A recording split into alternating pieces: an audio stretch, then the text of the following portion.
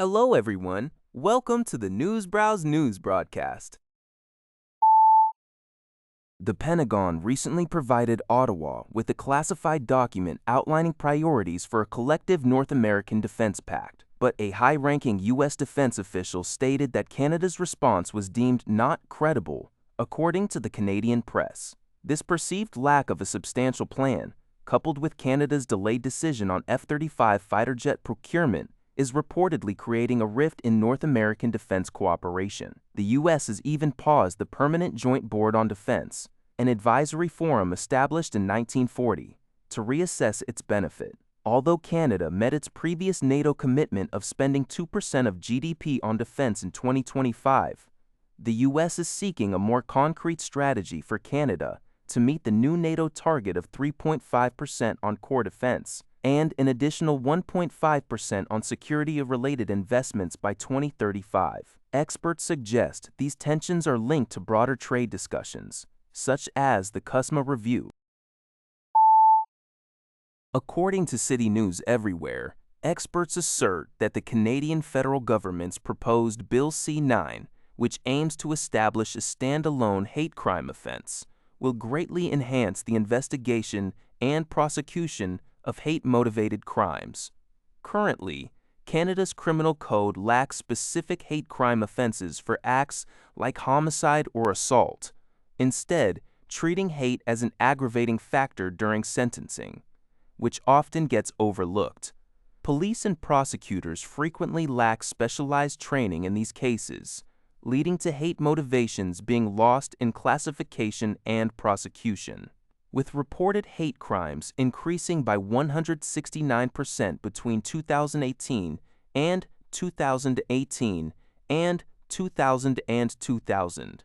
Ibrahis Ruddy on self 169%, pick up direct, but sharps is other resarp at Daldwide.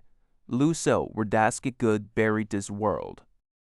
A gallo practicist, we're lold indeed that the backed fur of its a jark, miss patient are long diswardisicside. Recadis cooled, bark berdark from white tin, such dame, and werb sud, regarding symbolic hate, barkadin nodadasar besor lua gaudy disrardy does you dargue, for carpta shored to piece yourself. City News Everywhere reports that a rapid increase in data centers across the Greater Toronto Area is raising significant concerns among environmental groups and local communities.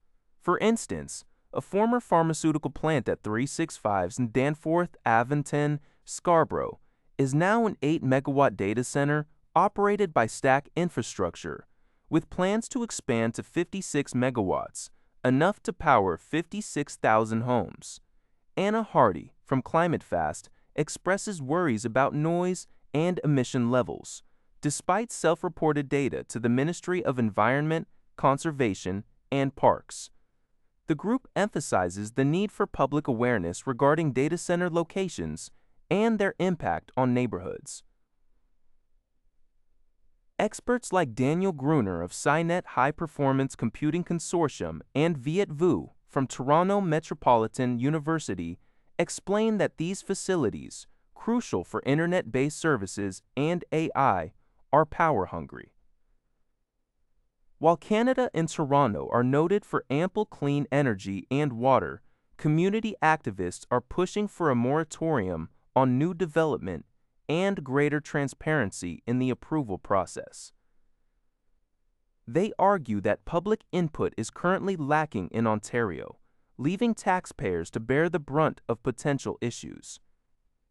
City News reached out to Stack Infrastructure for comment, but has not yet received a response. CTV News reports that the City of Toronto is currently under a special weather statement issued by Environment Canada. Experts warn that the region could experience up to 50 millimeters of rain throughout the day. Approximately 10 to 20 millimeters of rain is anticipated to begin in the morning, with total rainfall amounts potentially reaching between 30 and 50 millimeters as a low-pressure system moves across parts of southern Ontario. Officials noted that the rain is expected to transition into drizzle from west to east, At this time, a formal rainfall warning has not been issued. Environment Canada clarifies that such warnings are typically provided 6 to 24 hours in advance and serve as an immediate call to action to protect against severe weather. Heavier rainfall is forecast to continue into the night before tapering off around Sunday noon, with the daytime high reaching 21 degrees Celsius on Sunday. Global News reports that Saskatchewan's independent review of hospital safety and security is anticipated to cost the province $1 million. Former Saskatoon Police Chief Clive Weighill will lead a team of approximately 30 experts, including retired police officers and specialists in infrastructure and screening, to conduct the comprehensive assessment. The review, requested by the Saskatchewan Health Authority after a series of violent incidents and growing concerns, will involve visits to 26 hospitals across the province. The initial phase will focus on gathering information, engaging with stakeholders such as unions, protective services officers, First Nations organizations, and new immigrants to address potential social, cultural, and language barriers. The team will also analyze existing training, policies, and regulatory issues. While the review will examine past incidents and complaints at a high level to identify trends, it will not investigate specific individual circumstances, such as the death of Trevor Dubois at Royal University Hospital. The entire process is slated for completion within 6 months, with a final report and recommendations expected by October 31st. That's all for this video. Thank you for watching. See you in the next video.